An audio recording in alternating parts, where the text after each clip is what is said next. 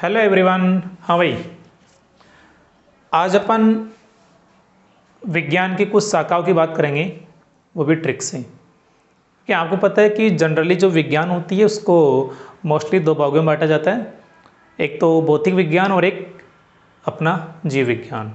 जीव विज्ञान में सजीवों का अध्ययन किया जाता है और भौतिक विज्ञान में निर्जीव वस्तु का अध्ययन किया जाता है। अब जो जीव विज्ञान होती है ये आगे पुनः तीन भागों में डिवाइड होती है। एक तो होती है मेडिकल, जिसे अपन बोलते हैं चिकित्सा विज्ञान। एक होती है बॉटनी, जिसे बोलते हैं वनस्पति विज्ञान। और एक होता है जूलॉजी, जिसे बोलते हैं जंतु विज्ञान। और जो भौतिक विज्ञान होता है उसको पांच भागों में बांटा जाता है। एक तो होता है फिजिक्स, अपना भौतिकी। एक होता है रसायनिकी, केमिस्ट्री। एक होता है मैथमेटिक्स, गणित। और एक होता है अपना जियोलॉजी, भू वैज्ञानिक, जो भू विज्ञान होती है वो। और एक होते हैं अपना ये खगोलिकी, है ना, एस्ट्रोनॉमी वगैरह। तो जनरली दो भागों में बांटा जाएगा साइंस को, एक तो भौतिक विज्ञान और एक जीव विज्ञान। भौतिक विज्ञान के 5 भाग होते हैं, जीव विज्ञान के 3 भाग होते हैं।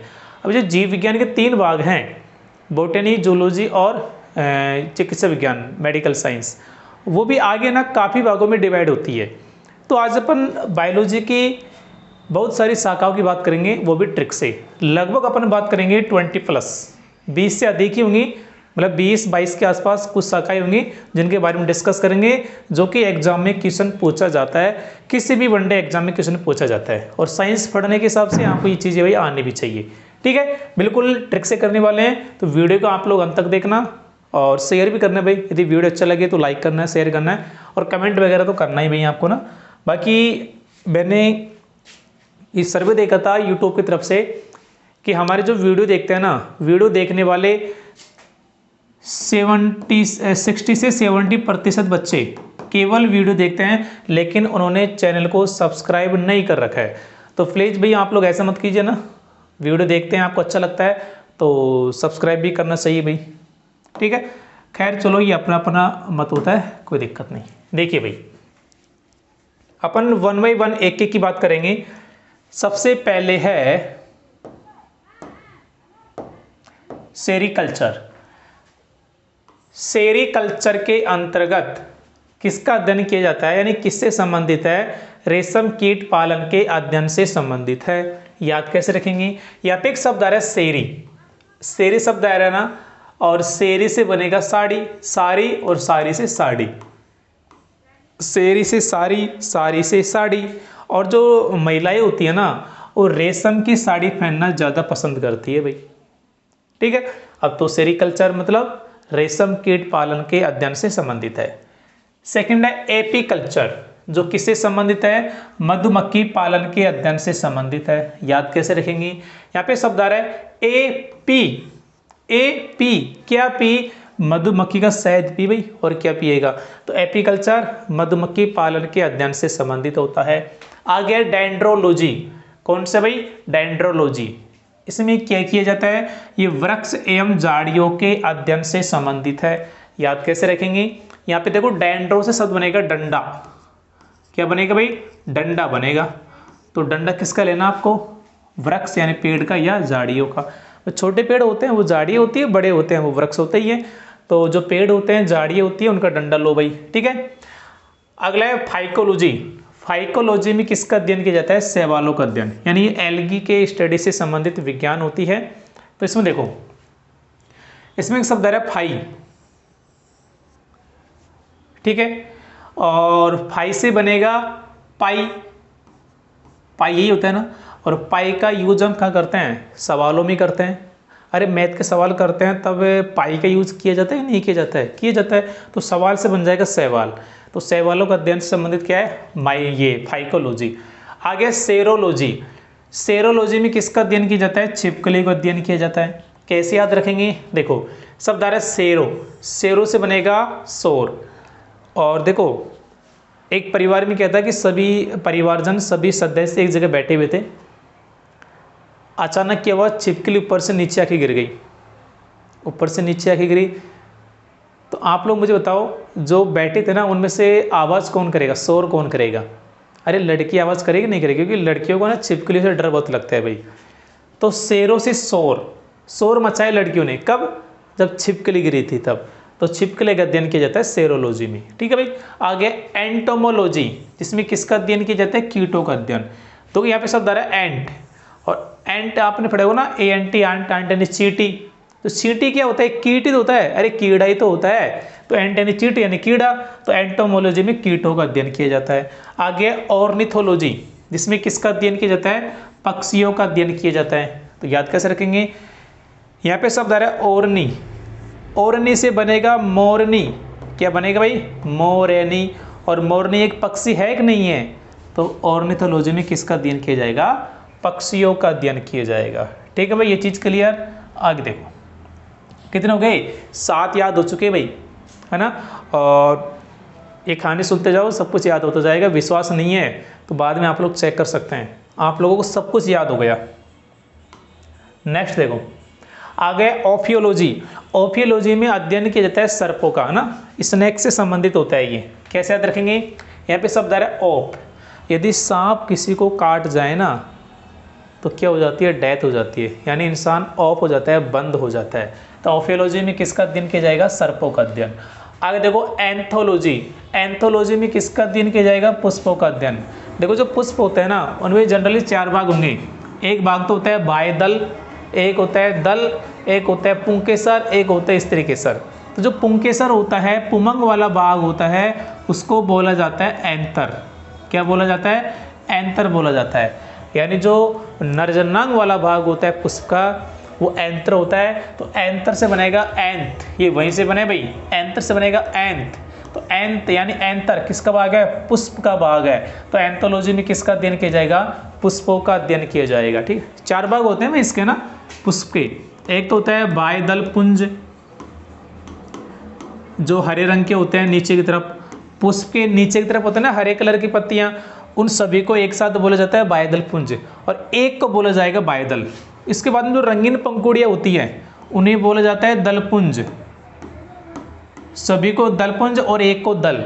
इसके बाद में जो नर जननांग वाला भाग होता है उसे बोलते हैं पुमंग या पुंकेसर, और इस पुमंग या पुंकेसर को इंग्लिश में क्या बोला जाता है? एंथर बोला जाता है। और एक होता है जायांग या स्त्रीकेसर, जायांग या स्त्रीकेसर। ये नर जननांग वाला भाग होता है, ये स्त्रीकेसर यानी मादा जननांग वाला भाग होता है। यदि किसी पुष्प में ये दोनों तो होंगे ही होंगे, इन दोनों में से कोई एक है, पुमंग है तो उसे बोलेंगे नर पुष्प, इन दोनों में से ये है तो बोलेंगे मादा पुष्प, और यदि दोनों एक साथ होंगे तो उसे बोलते हैं उभयलिंगी पुष्प। ठीक है।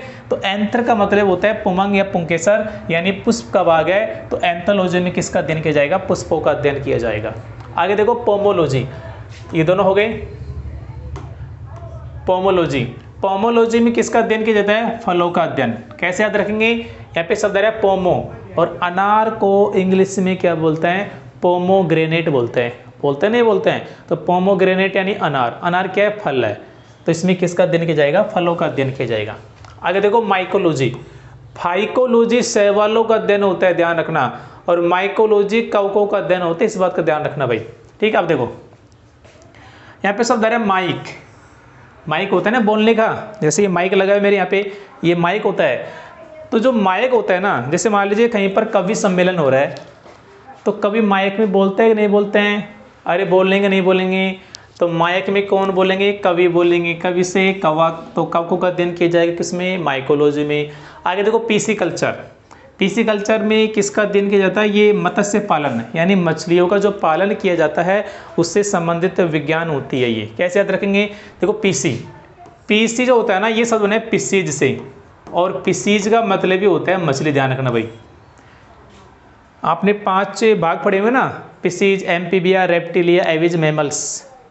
तो जो पिसीज होता है उसका मतलब भी होता है मछली। ठीक है। तो पीसी यानी पिसीज, पिसीज यानी मछली। तो पीसी कल्चर में मत्स्य पालन यानी मछली पालन का अध्ययन किया जाता है। आगे इक्थियोलॉजी। इक्थियोलॉजी में किसका अध्ययन किया जाता है? मछली को अध्ययन। कैसे याद रखेंगे? इक थी, इक क्या थी? एक मछली थी। इक क्या थी? मछली। तो मछली को अध्ययन किया जाएगा।